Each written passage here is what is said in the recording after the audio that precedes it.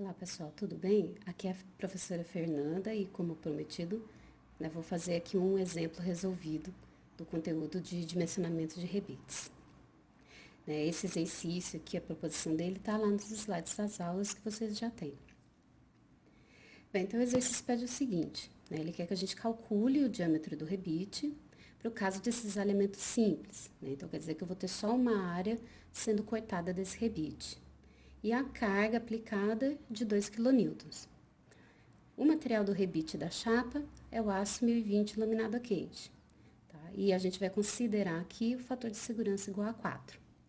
Depois que a gente calcular o diâmetro, através do cisalhamento, que é o esforço principal que o rebite tem que suportar, a gente vai calcular a tensão de esmagamento. Lembra que a gente sempre tem que fazer esse cálculo para conferir se, além do cisalhamento, o rebite também resiste ao esmagamento. Caso ele não resista ao esmagamento, a gente tem que redimensionar o diâmetro. Tá?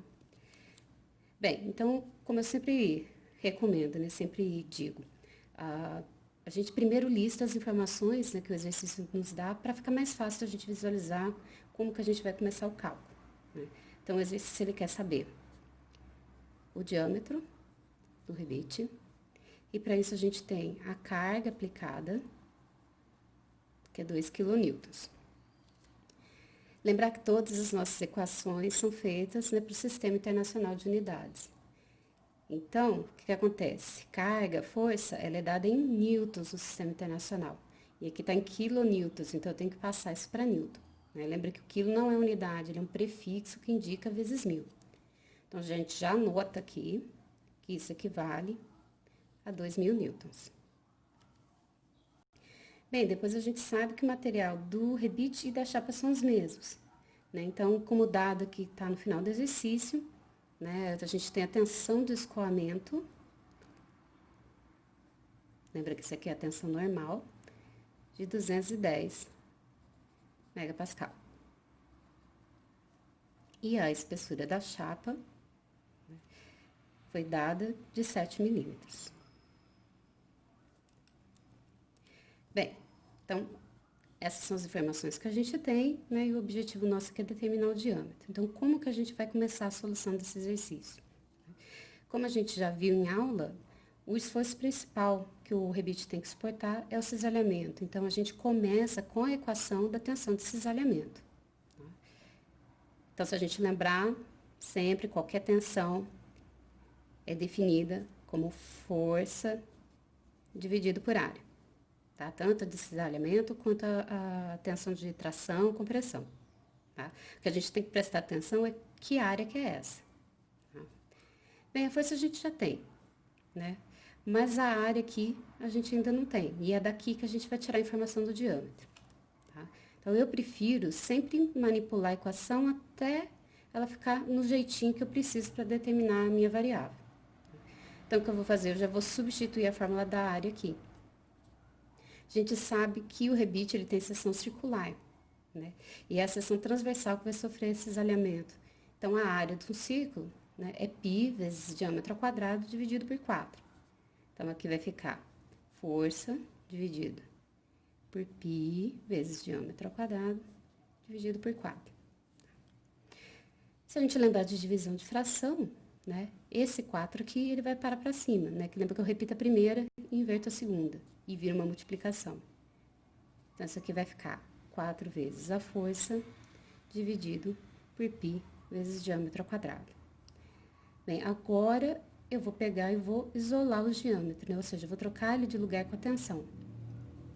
Então, a gente vai ficar aqui o diâmetro ao quadrado vai ser igual a 4 vezes a força dividido por π vezes o cisalhamento. Tá? Bem, e aí, por fim, para encontrar o diâmetro, a gente tem que tirar a raiz de toda a equação. Então, o diâmetro vai ficar igual a raiz quadrada de 4 vezes a força dividido por π vezes a tensão de cisalhamento. Tá? Ok, professora, já posso sair calculando? Não, tá? Por quê? Aqui nessa fórmula vai entrar o valor da tensão de cisalhamento, tá? a chamada admissível, que já considera o fator de segurança. Então, eu não posso pegar esse valor e jogar aqui. Fora que esse valor é para tensão de tração e não tensão de cisalhamento. Então, o que eu vou fazer? Como o exercício não me deu a tensão de cisalhamento e de escoamento, lembra que a gente tem uma formulinha que calcula aproximadamente o valor. Tá? Então, a gente vai considerar, tá, que a tensão de cisalhamento de escoamento, tá? Vou melhorar aqui. Ela vai ser aproximadamente aqui 0,7 vezes a tensão de tração de escoamento. Tá? Bem, então isso daqui vai ficar, que a tensão de escoamento, né, a tensão de cisalhamento de escoamento, ela vai ser 0,7 vezes 210, tá? E isso daqui vai resultar em 147 megapascal. Então, ok, a gente determinou a tensão de escoamento. Agora, a gente precisa determinar a tensão admissível. Então, ela é definida, né, como a tensão de escoamento dividido pelo fator de segurança. O exercício nos deu o fator de 4, né? Faltou anotar aqui, né? Falha nossa. Então, o que a gente vai fazer? Vamos fazer 147 dividido por 4. Isso daqui vai resultar em 36,75 megapascal. Agora sim, esse valor eu posso substituir aqui para determinar o diâmetro. Tá? Então, a gente vem e vai fazer.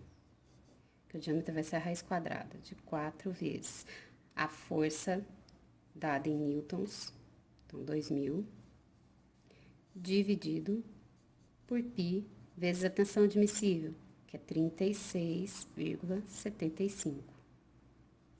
Lembra, gente, que, ó, apesar de eu falar sempre que as equações são para o sistema internacional, então, né, o correto seria colocar a tensão em pascal, mas nesse caso específico a gente pode deixar em megapascal, que como a gente já viu, se eu trabalhar com diâmetro em milímetros, a tensão sai em megapascal.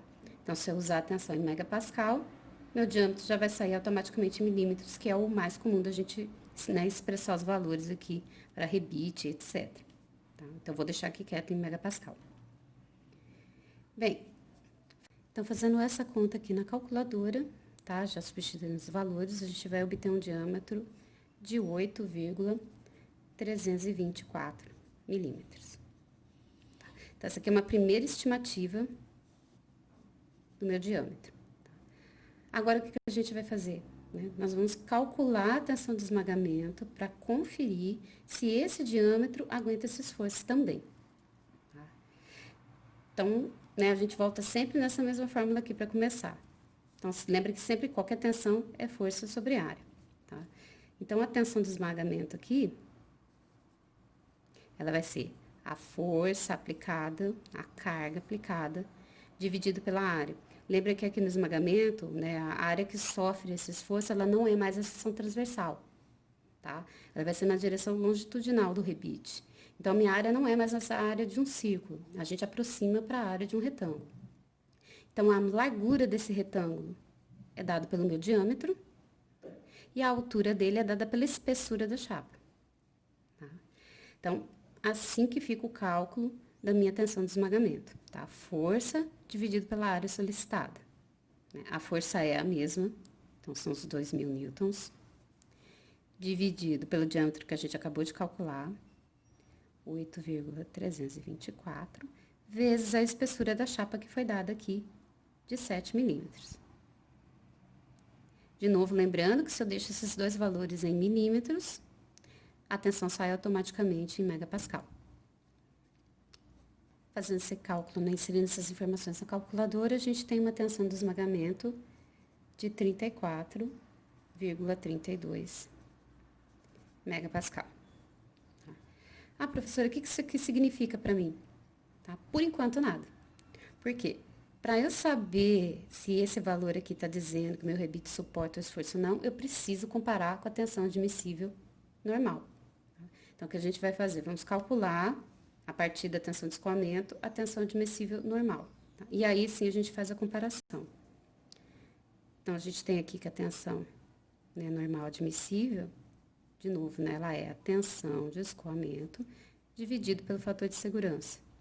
Então, a gente tem a nossa tensão de escoamento de 210 dividido por 4.